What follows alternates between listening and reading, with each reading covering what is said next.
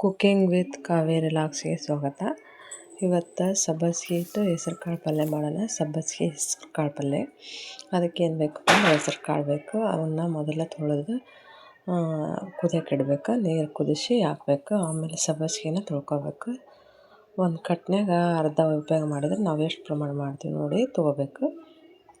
ಅದನ್ನು ಚೆಂದಾಗ ಸಣ್ಣಗೆ ಹೆಚ್ಚಿ ತೊಳ್ಕೊಬೇಕು. ಮಣ್ಣು ಇರ್ತೈತಿ, ಹೀಗಾಗಿ ತೊಳ್ಕೊಂಡು ಕ್ಲೀನ್ ಮಾಡ್ಕೊಂಡು ಇತ್ತಾಗ ಕೊತ್ತಂಬರಿ ಕರಿಬೇವು ತೊಗೋಬೇಕು.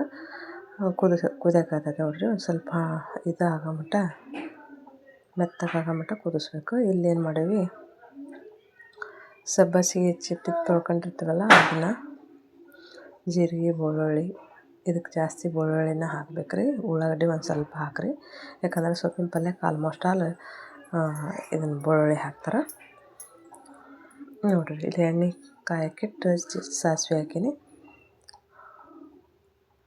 ಸಾಸಿವೆ ಹಾಕಿ ಬೆಳ್ಳುಳ್ಳಿ ಜೀರಿಗೆ ಹಾಕಿ ಬೆಳ್ಳುಳ್ಳಿ ಹಾಕಿರಿ. ಆಮೇಲೆ ಕರಿಬೇವು ಹಾಕಿ ಒಂದು ಸ್ವಲ್ಪ ಬಡ ಜಜ್ಜಿದ ಮೆಣಸಿನ್ಕಾಯಿ ಹಾಕಿರಿ. ಖಾರಕ್ಕೆ ಪೇಸ್ಟ್ ಇದ್ರೆ ಪೇಸ್ಟ್ ಹಾಕಿ, ಖಾರ ಹಸಿಮೆಣಸಿನ್ಕಾಯಿ ಪೇಸ್ಟ್. ಆಮೇಲೆ ಸಬ್ಬಸಿಗೆ ಹೆಚ್ಚಿಟ್ಟಿರ್ತೀವಲ್ಲ ಅವನ್ನ ಹಾಕಿರಿ, ಕೈ ಆಡಿಸ್ರಿ. ಮತ್ತು ಈರುಳ್ಳಿನ ಹಾಕ್ಕೋಬೇಕ್ರಿ. ಅವನು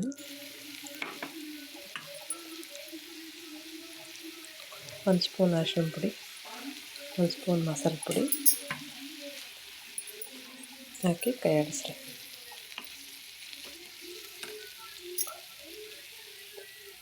ನಾನು ಸ್ವಲ್ಪ ಪ್ರಮಾಣದಾಗ ಕುದಿಸಿನಿ ಅಂತೇಳಿ ಸ್ವಲ್ಪ ಸಬ್ಬಸಿಗೆ ಹಾಕೀನಿ ನೋಡಿರಿ. ಎಷ್ಟು ಪ್ರಮಾಣ ತೊಗೊತೀವಿ ಅದನ್ನು ನೋಡಿ ಸಬ್ಬಸಿಗೆ ಹಾಕಿರಿ. ಇಷ್ಟು ಹಾಕಿ ಕೈ ಆಡಿಸ್ಬೇಕ್ರಿ.